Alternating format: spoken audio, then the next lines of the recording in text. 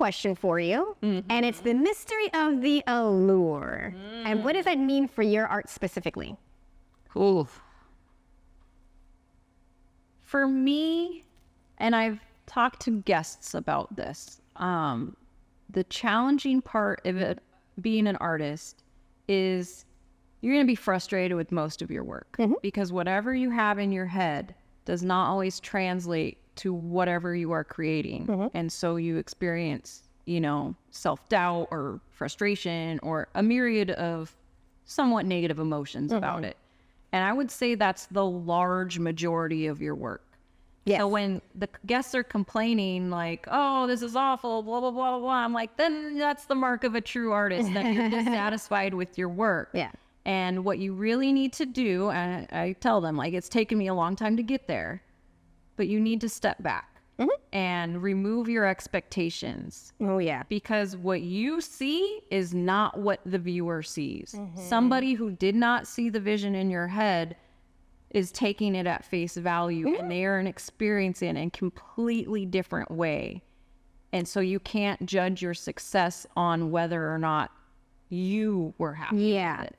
Okay, so I might need to tell customers that now because I always tell them, they think I'm playing around with them, what I'm saying. That's beautiful, but because I'm not them, I'm not seeing it the way they're seeing it. I'm seeing it as just like an objective viewer, like that's what it is, and that is not what I thought, and I really like the difference of our thought process. Yeah.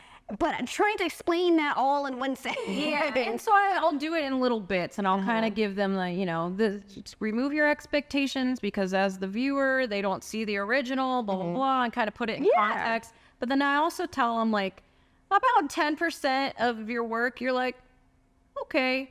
And then you get the 10% that you're like, nailed it. But the other 80% is all just practice. Oh, yeah. It's just practice. And so don't get down on yourself because you have to get rid of those expectations. When you're putting your work out there, you have to let it speak for itself. That is true. And I think they were both masters. Oh yeah, definitely. Expectations leads to disappointments. That's very true. That's very true. As far as the alluring part goes for my artwork, I feel like there is a style that I do for like quick gratification for the viewer. So it's like, this is just a quick little thing that I did for you to enjoy it, not very deeply. Deeply, is that a word? Yeah. Okay. Yes.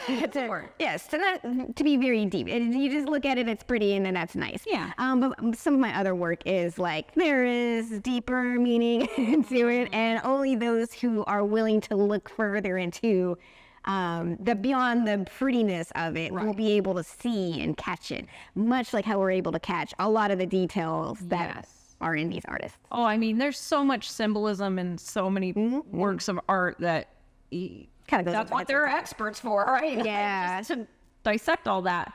But I think both of these artists in particular, Vermeer and Gall, have really found a way to invite you in and get you interested. And like, I think that's something every artist can aspire to, whether they do it in this particular way. There is something about that mystery and like removing yourself and thinking of how the viewer is going to experience it. It's like being invited to, like, I don't know, like a party or a scene or something. Like, I feel like I'm being invited to some situation that I did not prior to not me looking was invited to, but I feel like I get invited by looking at their art and by their work. And it really does feel personal. Like, I am the one looking at this. This is not in a museum for everybody. This is for me. Yeah. And I think we really do try to do that, especially